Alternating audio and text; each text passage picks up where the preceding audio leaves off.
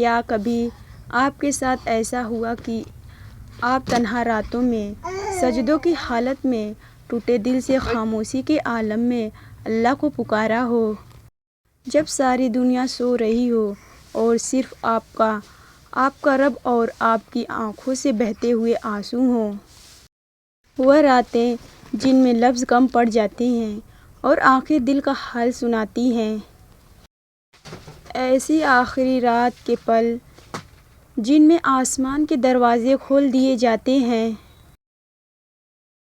جب اللہ خود آواز دیتا ہے کوئی جو مجھ سے مانگے تاکہ میں اسے عطا کروں۔ آج کی ویڈیو میں آپ جانیں گے کہ آخری رات کی دعا کیوں خاص ہوتی ہے، اللہ کی رحمت ان لمحات میں کیسے قریب آتی ہے اور دعا کو قبول کروانے والے وہ 6 راز کیا ہیں۔ اگر آپ کسی ایسی دعاؤں کے منتظر ہیں جو برسوں سے دل میں دبی ہے تو یہ ویڈیو صرف آپ کے لیے ہے، کیونکہ اللہ کبھی خالی ہاتھ نہیں لوٹاتا، خاص کر آخری رات میں۔ چلیے جانتے ہیں۔ نمبر 1، آخری رات کی حقیقت۔ آخری رات کا مطلب ہے کہ تہجد کا وقت۔ یہ وہ وقت ہوتا ہے جب دنیا خاموش ہوتی ہے، دلوں کا شور بلند ہوتا ہے اور اللہ کا قرب سب سے زیادہ محسوس ہوتا ہے۔ ہمارا رب ہر رات آسمانی دنیا پر نزول فرماتا ہے جب رات کا تیسرا حصہ باقی رہتا ہے اور فرماتا ہے، کون ہے جو مجھ سے دعا کرے تاکہ میں قبول کروں، کون ہے جو مجھ سے مانگے تاکہ میں عطا کروں۔ یعنی اس لمحے اللہ خود ہمیں بلا رہا ہوتا ہے۔ نمبر 2، دعا قبول ہونے کا خاص وقت۔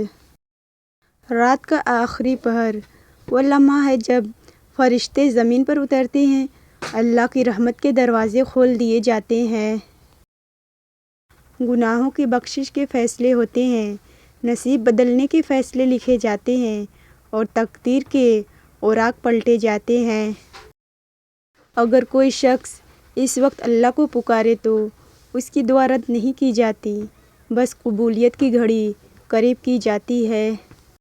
نمبر 3، دل سے مانگی جانے والی دعا۔ اللہ تعالیٰ وہ دل چاہتا ہے جو ٹوٹا ہو، وہ زبان چاہتا ہے جو اس کے سوا کسی سے نہ بولے، وہ آنکھیں چاہتا ہے جو صرف اسی کے سامنے نم ہوں۔ جب آپ آخری رات میں سجدے میں گر کر کہتے ہیں، یا اللہ بس تو ہی ہے، تو اللہ فرماتا ہے، میں تمہارے قریب ہوں۔ دل نرم ہو جائے اور آنکھوں سے آنسو خود بخود بہنے لگے، دل کو ایک سکون اور اطمینان محسوس ہونے لگے، ایسا لگے جیسے اللہ سن رہا ہے، وہ جواب دے رہا ہے۔ اگلے دن غیر متوقع طور پر کوئی آسانی یا خوشخبری ملے، دل کو بار بار وہی وقت یاد آنے لگے جس میں آپ نے دعا کی۔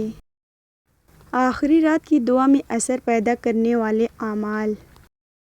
نماز تہجد پڑھیں، کم از کم 2 رکعت۔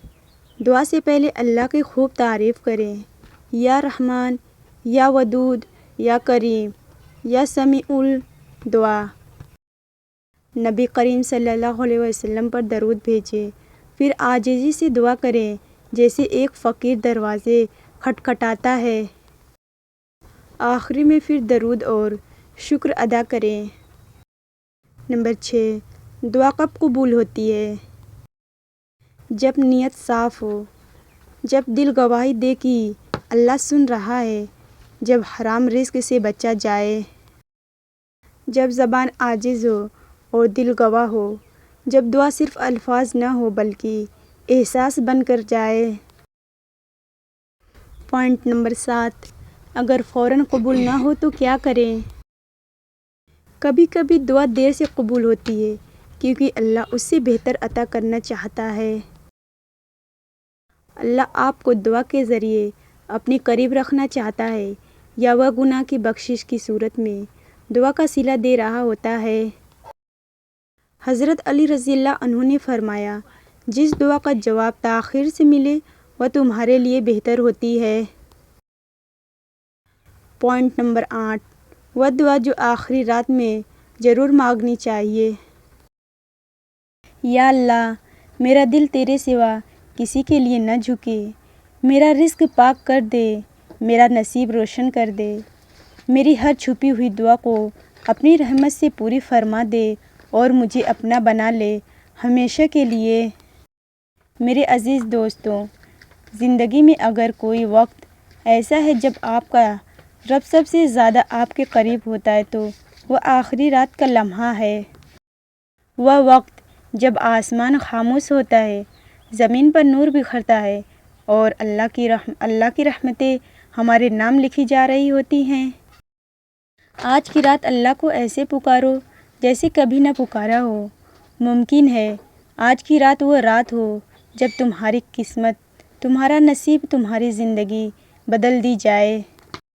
اگر یہ ویڈیو آپ کے دل تک پہنچی ہو تو کمنٹ میں آمین لکھنا نہ بھولیں اور شیئر ضرور کریں تاکہ کوئی اور اس بابرکت رات کی حقیقت کو پہچان لے۔ سب کو یہ یاد دلاتے رہیں کہ اللہ کے دروازے ہمیشہ کھلے ہوتے ہیں، خاص طور پر آخری رات میں۔